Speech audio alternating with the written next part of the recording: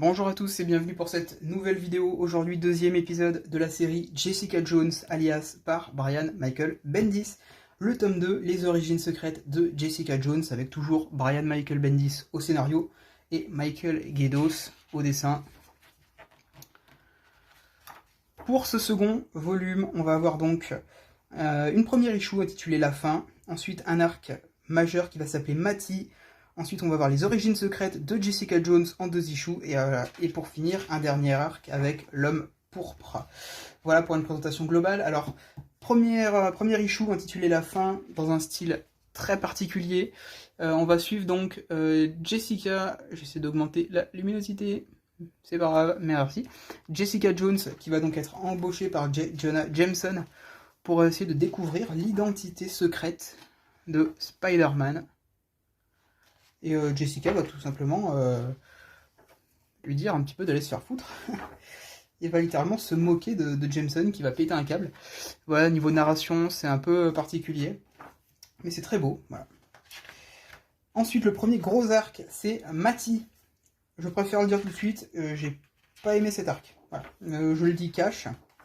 Tout simplement, Jessica Jones, en rentrant chez elle, va trouver cette femme, une Spider-Woman, qui va s'échapper.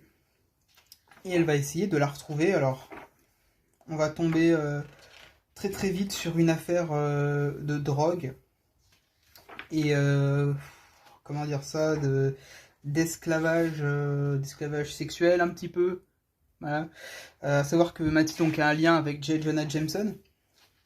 Donc, relation un peu tendue entre Jonah et Jessica.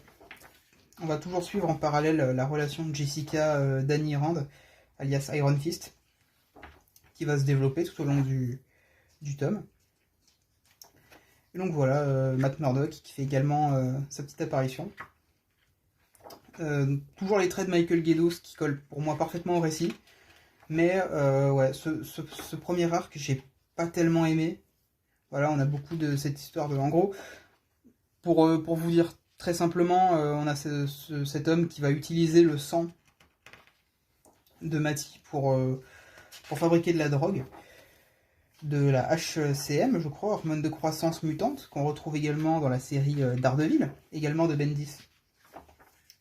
Et donc voilà, on va découvrir un peu que Matty est exploité pour pouvoir créer de la drogue. On a également Jessica Drew, Spider-Woman, qui vient faire une apparition. Et ouais, non, j'ai pas super accroché à ce premier arc, je dois bien vous l'avouer. Donc, même si graphiquement, voilà, ça reste toujours beau, on va passer un petit peu dessus, puisque on a ensuite quelque chose, pour moi, de beaucoup plus intéressant. Voilà. Les origines secrètes de Jessica Jones en 2 issues, avec un style graphique que j'adore, très old school. Les vieux vêtements, les vieilles voitures, les vieux dessins, j'adore ça. Ce style-là, quand il est complètement assumé, je trouve que ça colle terriblement bien au récit. Et on va découvrir voilà comment Jessica Jones a obtenu ses pouvoirs et ce qu'elle va décider d'en faire. Voilà, quand elle apprend à voler. Ça, j'ai beaucoup aimé. C'était très très sympa. Vraiment. C'était très très cool. Peut-être un peu trop court, très honnêtement. Et là, on a donc cet arc avec l'homme pourpre, pour finir, que j'ai adoré, parce que, tout simplement, l'homme pourpre a eu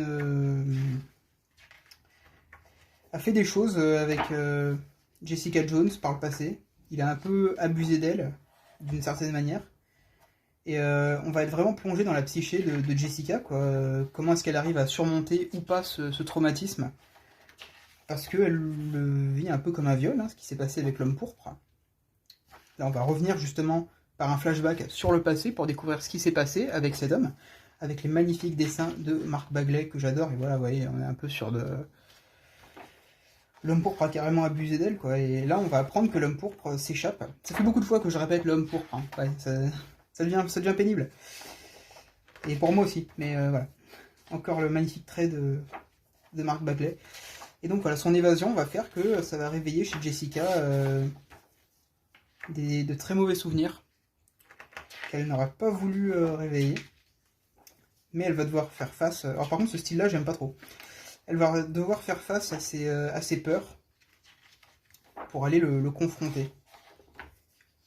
Et voilà, ça c'est un arc que j'ai terriblement aimé. Parce qu'on se retrouve face aux fêlures de Jessica, faire face à son passé.